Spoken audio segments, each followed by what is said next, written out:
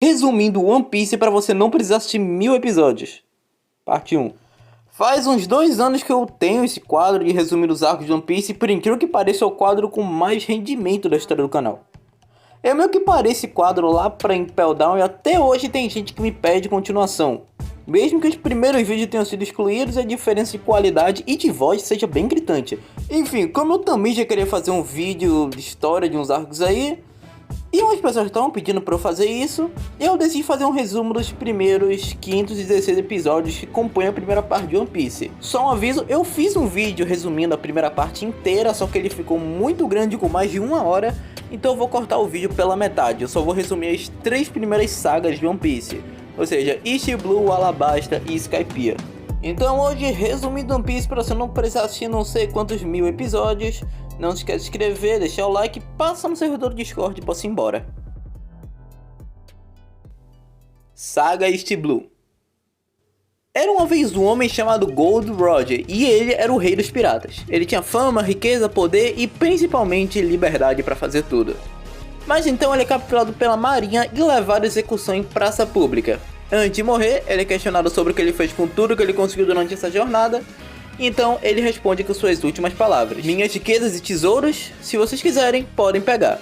Procurem, eu escondi tudo naquele lugar.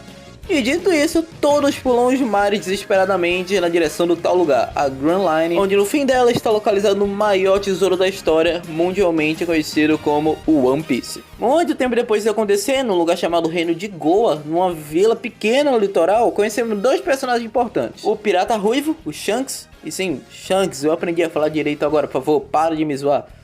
E além dele, um mero apreciador, Monkey D. Luffy. Luffy era inspirado por Shanks a se tornar um pirata, mas por ser muito novo ele não podia ir pro mar. Até que um dia ele come uma fruta dita ser demoníaca e ganha poderes de borracha. Essas são as Akuma no Mi, as frutas do diabo, que quando são ingeridas te dão alguns poderes sobrenaturais. O Luffy comeu a Gomu Gomu no Mi, que faz o corpo dele ser de borracha. Enfim, acontecem as tretas, o Shanks perde um braço para salvar o Luffy e parte da aventura para nunca mais voltar. Mas antes disso, o Luffy, determinado a se tornar um grande pirata, é presenteado pelo Shanks com seu chapéu de palha e diz que o Luffy vai devolvê-lo quando se reencontrar ele de novo. E até lá o Luffy já vai ter virado o grande pirata que ele prometeu.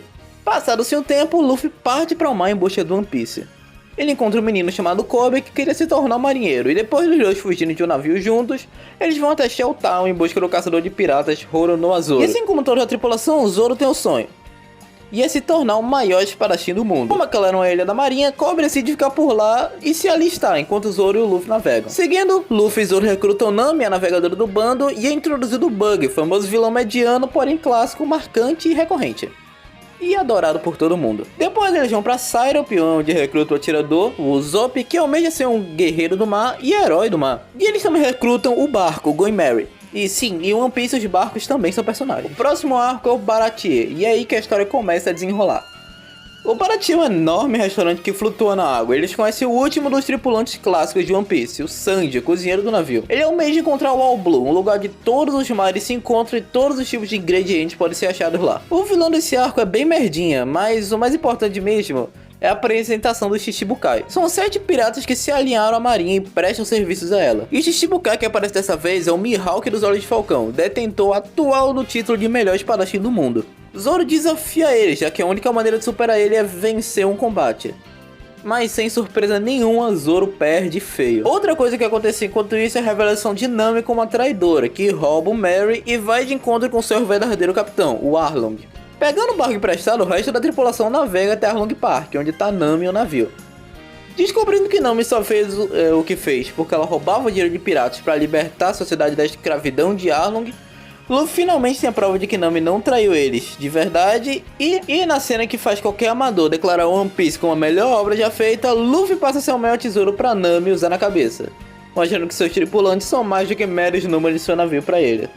Luffy derrota Arlong e após Nami entrar oficialmente no navio com o sonho de criar o primeiro mapa mundi de One Piece, a marinha começa a notar Luffy como um pirata relativamente perigoso, bem como notar o misterioso e chamativo D no nome dele. Ganhando a primeira recompensa de 30 milhões de bellies, o agora denominado Chapéus de Palha vão até Logtown, a última ilha antes da entrada da Grand Line. Lá o Zoro recupera 2 espadas para substituir as que tinham sido quebradas por Mihawk, a mais importante delas é a Nidai Kitetsu, eu não lembro se o nome dela é Nidai Kitetsu, Sandai Kitetsu, então qualquer coisa me desculpa.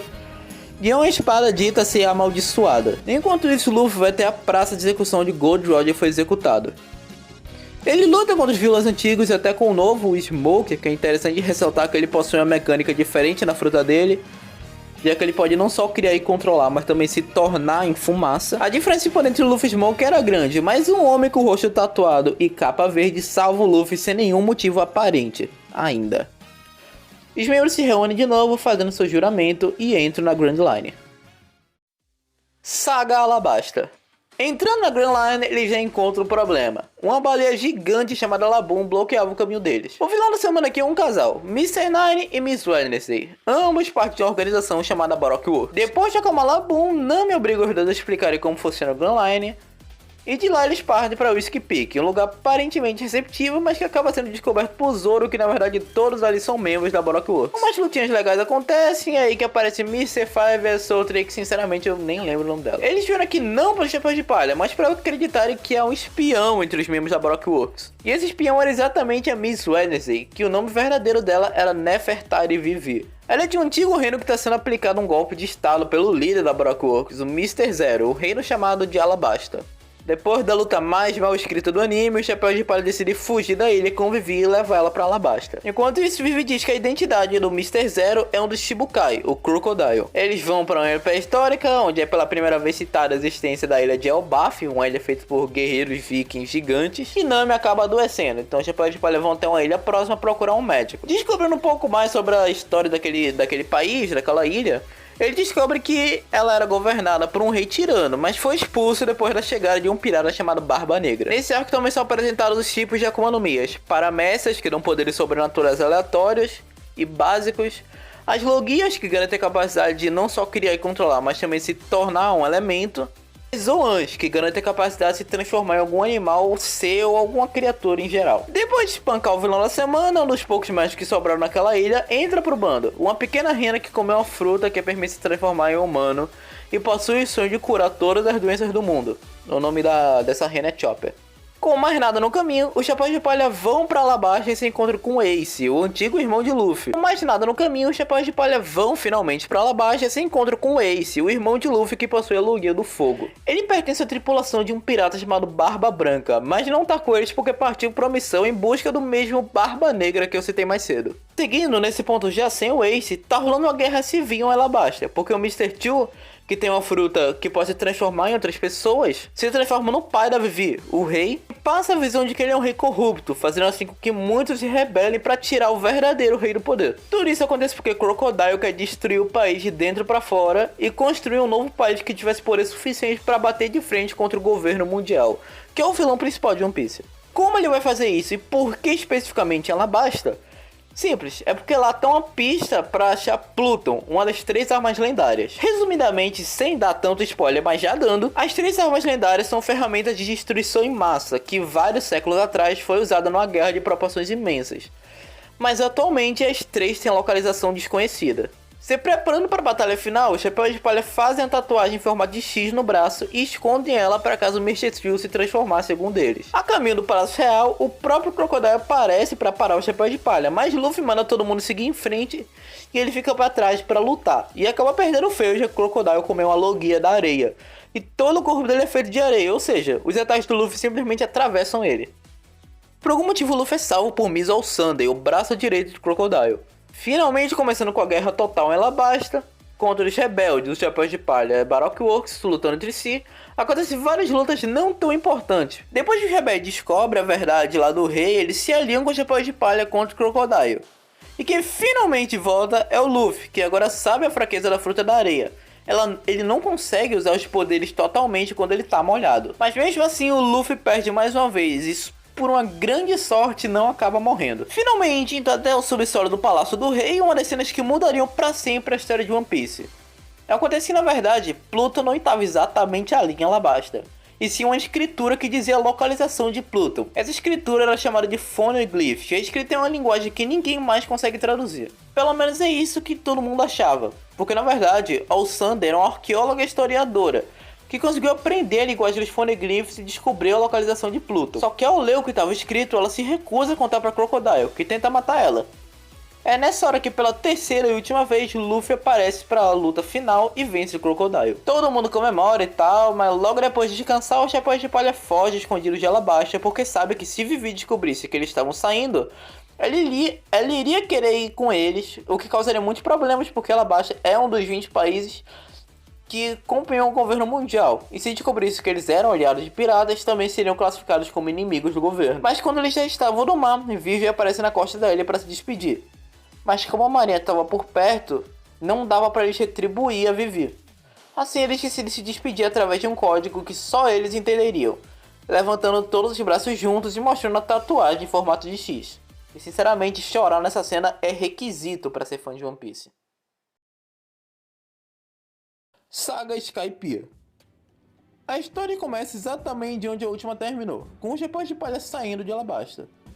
Ele descobre que havia um invasor no navio e ele era ninguém mais ninguém menos do que a própria All Sunday. Só que ela não tinha nenhuma intenção de atacar. Pelo contrário, ela pede para que aceitem ela como tripulante e revela que seu nome verdadeiro é Nico Robin. Assim como todo mundo, o Robin também tem um sonho, mas o dela é um pouquinho mais, se não o mais importante de todos. Na verdade, a Robin é a personagem mais importante de One Piece. Há muito tempo atrás ocorreu uma guerra que durou 100 anos e terminou com a criação do governo mundial que instaurou uma falsa paz no mundo. O governo apagou todo o resquício histórico desses 100 anos, que ficou conhecido como o Século Perdido. Os únicos resquícios que foram impossíveis de apagar foi um tesouro que mais tarde viria a dar nome ao próprio anime e os Poneglyphs, que eram como páginas perdidas de toda a história do planeta. O sonho da Robin é achar o Ryo Poneglyph, que resumindo, se os Poneglyphs normais são páginas da história, o Ryo é o livro completo, ou seja, ele é a combinação de todos os segredos e conspirações do mundo explicados. Eles acabam por aceitar ela no navio, e de repente coisas estranhas começam a acontecer. A bússola deles começa a apontar para o céu, de onde estão caindo vários destroços de um navio aparentemente antigo. Explorando os destroços, eles acham um mapa de uma ilha chamada Skypiea, que está localizada no céu. Alguns obviamente querem ir até lá, mas como alguns devem saber, não é tão comum achar barcos que voam. Nesse caso, geralmente se recomenda um negócio chamado avião. Eles vão até a ilha mais próxima em busca de informação, onde eles encontram os piratas do Flamingo. Eu sei, esse nome é familiar, mas relaxa que essa parte ainda vai demorar pra caramba. Luffy, Zoro e Nami vão até o bar buscar informações e, claro, comida. O Luffy come uma torta de maçã junto de um homem de aparência comum, e que não se destaca nem um pouco e facilmente pode-se dizer que ele é só um figurante. O Luffy elogia a torta de maçã dizendo que estava incrível, exatamente ao mesmo tempo que o homem disse ser a pior comida que ele já provou. Os dois começam a discutir, dando sempre opiniões totalmente opostas, e no fim o homem simplesmente vai embora. Logo após, Bellamy do Doflamingo entra no bar e ouve os Mugiwaras perguntando sobre as Ilhas do Céu e começa a brincar com eles, dizendo que o mal desse mundo é que ainda possui muitas pessoas que se baseiam em sonhos ambiciosos ao invés de tentar ser mais pé no chão. Eles espancam o Luffy e Zoro, que optam por não responder, e os três saem do bar. Na porta, quem estava do lado de fora, aquele mesmo homem que discutiu com o Luffy, que sem querer acabou ouvindo tudo. Ele para os três para incentivar, dizendo que os sonhos, na verdade, eram o que ainda mantinha o mundo em pé, e mandando eles nunca mais pararem de sonhar e serem sonhadores, falando a frase marcada em todos que já ouviram: os sonhos das pessoas não têm fim. E apesar da conversa motivadora, Luffy e Zoro não modificam suas expressões, apenas saindo sérios dali. A Nami comenta sobre o que aconteceu, se referindo ao homem como ele, mas Luffy e Zoro corrigem dizendo que não é ele, mas sim eles. Até hoje essa cena não fez sentido nenhum, mas todo mundo sabe que vai ser importante no futuro. Conhecendo um homem que sabia como chegar na Ilha do Céu chamado Mont Blanc Cricket, o bando se prepara para ir, mas Cricket é roubado pelo mesmo Bellamy do bar. Que antes de partir, Luffy procura lutar com Bellamy, que dá um soco a mais delícia de se assistir o anime todo. Depois de ir embora, acaba caindo lá perto um cartaz de procurado do Luffy, que depois de derrotar o Crocodile aumentou ainda mais sua recompensa. Quem tava ali assistindo de longe era um homem misterioso, que após ver a recompensa de Luffy, muda de ideia quanto a ele. Em vez de ajudar, mais ele decide capturá-lo. Ele também é um pirata, mas não muito conhecido e tem uma tripulação de somente 5 pessoas e um cavalo. E sim, não é nem um pouco promissor. O nome desse pirata é Marshall de Teach. Repara que ele também tem um D no nome, assim como Luffy. Mas ele também é conhecido por outro nome no mundo de One Piece.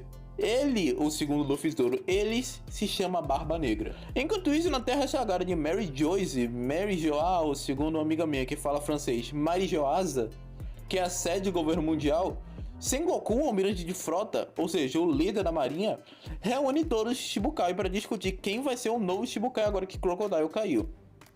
E assim, ele chama todo mundo, mas nem todo mundo vem. Só o Mihawk e 2 novos personagens, que são o do Flamingo, o Demônio Celestial, e Bartolomeu Kuma, o Tirano, que é o único Shichibukai que é 100% leal à marinha. No meio da reunião, um membro do Barba Negra aparece do nada e sugere seu capitão como novo Shichibukai, oferecendo em troca a cabeça de um pirata valioso, sendo esse o motivo de Barba Negra ir atrás de Luffy. Na cena seguinte, também nos é apresentado os Goroseis, os 5 anciões, as entidades máximas do governo mundial. Eles que estão no topo de tudo e comandam tudo o que acontece no mundo. Voltando pro Luffy, eles vão pra Ilha do Céu através de um tipo de tromba d'água. Chegando lá, são bem uns 10 episódios só explicando a geografia e a cultura desse lugar. Resumidamente, além das nuvens líquidas, também tem nuvem sólida, que exerce o mesmo papel que o Sol da superfície. Não existem humanos lá. Skypiea é habitado por uma raça de seres chamada de anjos, e o governante daquele lugar é um deus que eles chamam de Enel, que tem o poder da onisciência. Ele sabe tudo o que acontece em Skypiea. Todos veneram ele, mas no fundo todo mundo sabe que ele é um ditador tirano que convenientemente não permite a entrada de estrangeiros como Luffy. Uma coisa que isso é revelado um pouquinho mais para frente, eu vou falar logo agora, que além do Enel, alguns cultuam alguns outros deuses. Esses são conhecidos como o deus da chuva, o deus da floresta, o deus da terra e o mais importante deles, o deus do sol.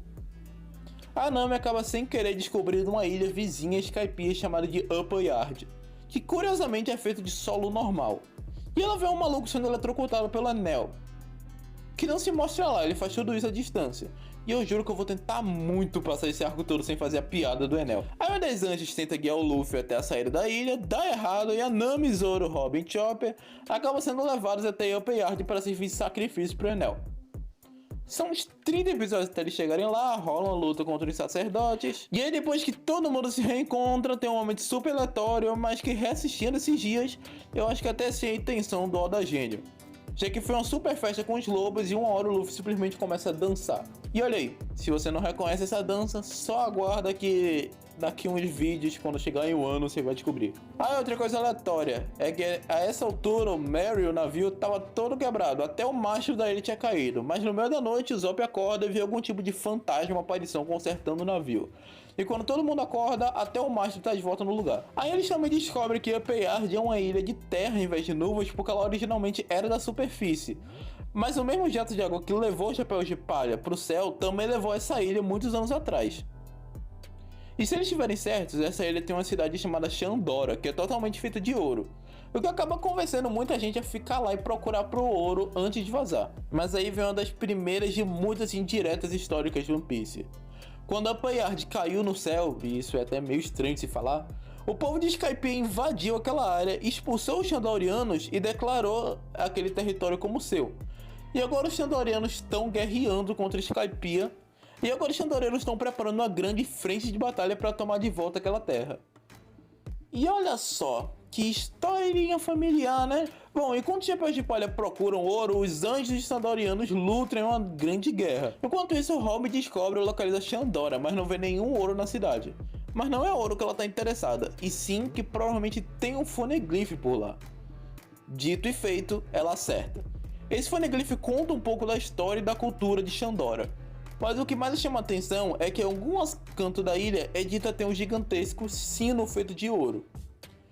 Nessa hora, Enel aparece e conta que foi ele quem roubou todo o ouro, mas aparentemente até ele fica surpreso com essa história do sino, indicando que pelo menos disso ainda havia de ouro. Mas Zoro, Nami, Gunfall e Whisper se reúnem com Robin e lutam contra Enel, que com exceção de Nami, que se esconde, todo mundo perde feio. Enel decide poupar Nami e convida ela para se juntar a ele na sua jornada para a Terra Prometida. Momento revelação do plano do vilão. Enel quer sair de Skypiea e ir para uma Terra Prometida chamada Fireworth. E por que ele roubou o ouro? Porque para isso ele precisou construir uma arca gigante feita de ouro. Por que especificamente ouro? Porque é um ótimo condutor elétrico para o Enel, que comeu a Logia do Trovão, fazendo com que apenas ele pudesse controlar essa arca que voa. Mas bem aí o Luffy finalmente chega para lutar contra o Enel. Luffy precisou de bastante trabalho para descobrir a fraqueza da Logia de areia do Crocodile. Do mesmo jeito, Luffy precisava achar a fraqueza da Logia do Enel, só que ao contrário das outras Logias, Luffy nem teve dificuldade. já que a fraqueza da fruta do Enel era o próprio Luffy. Do mesmo jeito que o ouro da arca fazia os raios de Enel ficarem mais fortes, Luffy, que era de borracha, negava a eletricidade por ser péssimo condutor. Ainda assim, Enel consegue jogar Luffy para fora da arca, enquanto ela já estava voando. Mas enquanto ele subia aos céus, Luffy escala uma enorme árvore que leva até a parte superior das Ilhas do Céu. Coincidentemente, essa árvore estava bem onde deveria estar o sino de ouro. E sim, bem como Robin e até mesmo Enel imaginava, no topo da árvore estava o grande sino de ouro. E é assim que na batalha final, Luffy soca o Enel, jogando ele no sino com tanta força que faz ele tocar, fazendo até mesmo as pessoas que estão na superfície acreditarem que existe sim uma Ilha do Céu. Enquanto isso, Luffy pula de alegria, e ele estava tão alto nas nuvens que quando o sol batia nele, fazia uma sombra gigante nas nuvens que estavam lá embaixo, fazendo que todo mundo visse Luffy lá no céu, nas nuvens, em posição que quem tá mais avançado no anime deve achar bem familiar. Com o Anel derrotado, Robin corre até o sino, que provavelmente guarda um Poneglyph. Chegando lá, ela lê sobre a localização de Poseidon, a segunda das 3 armas lendárias. Pode ter sido uma grande descoberta, mas não foi suficiente para satisfazer Robin. Ela buscava algo que pudesse revelar a história passada. Ela buscou isso por sua vida inteira, mas nunca encontrou. Ela se pergunta se ainda há sentido em prosseguir e até pensa em acabar com tudo. Mas bem nessa hora, na base do sino, ela vê um texto entalhado com língua Poneglyph. O texto não revela nada sobre a história passada, mas sim é uma mensagem motivacional para aqueles que pensam em desistir. Robin não sabe o que poderia ter sido mais estranho, se é o fato dela ter achado isso na hora e no lugar perfeito, ou se no final do texto o escritor revela que é ninguém mais ninguém menos do que o próprio Gold Roger. O chapéu de palha sai de Skypiea com ouro usando o polvo que funcionava como balão. Enquanto isso, Enel retorna à sua arca, continuando seu caminho até Fireworth. Ele jura que vai voltar, coisa que não faz até hoje, enquanto continua voando em direção à Lua. Isso não ficou claro sim, a Lua é o Fireworth.